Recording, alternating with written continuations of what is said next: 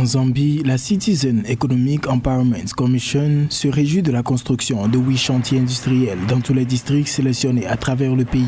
Selon Michelo Mukata, responsable des relations publiques de l'institution, ces infrastructures sont destinées à améliorer la compétitivité des petites et moyennes entreprises dans le grand sous-secteur de la fabrication de métaux. À noter que le chantier industriel de Mansa ressemble à celui de Lusaka avec 12 chambres, 2 autobooths, un stockage en vrac et un restaurant.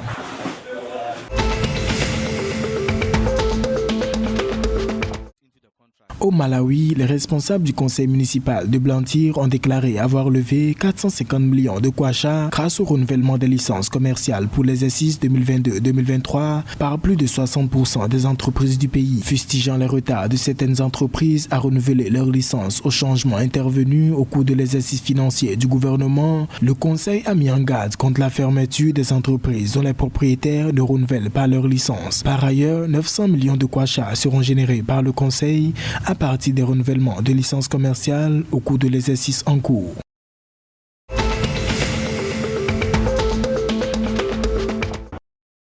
Sturdy Energy, une entreprise sud-africaine, a lancé la construction d'une centrale solaire de 3 MW à Bonobong, au Botswana. Il s'agit d'une initiative gouvernementale pour encourager la production d'énergie respectueuse de l'environnement. Conduit par une société turque, Soventis, le projet produira 8 500 kWh d'énergie propre par an pour alimenter environ 4 500 foyers botswanais. Selon les experts, il prendra également en compte 7038 panneaux solaires bifaciaux qui non seulement récoltent l'énergie du soleil à l'avant du panneau, mais utilise également l'arrière du panneau pour capturer la réflexion.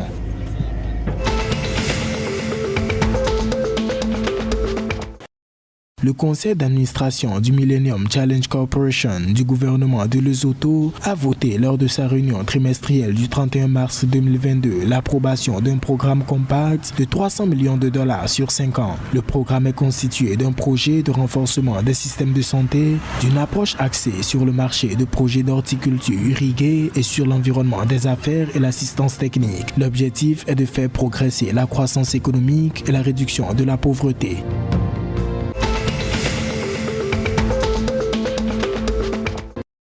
Le ministre de l'Agriculture, Ansios Musaka, annonce que le Zimbabwe a commencé à redistribuer des terres inexploitées qui avaient été octroyées aux agriculteurs noirs lors des réformes agraires entreprises par le président Mugabe. Selon l'autorité, ceux qui possèdent plusieurs fermes ou ceux dont les fermes sont abandonnées s'exposent à une expropriation. Les terres ainsi libérées seront redistribuées à des agriculteurs novices qui sont inscrits sur une liste d'attente établie depuis les dernières réformes. Rappelons qu'en 2000, l'ancien président Robert Mugabe avait fait exproprier de force les fermiers blancs du pays afin de redistribuer leurs terres à des agriculteurs noirs.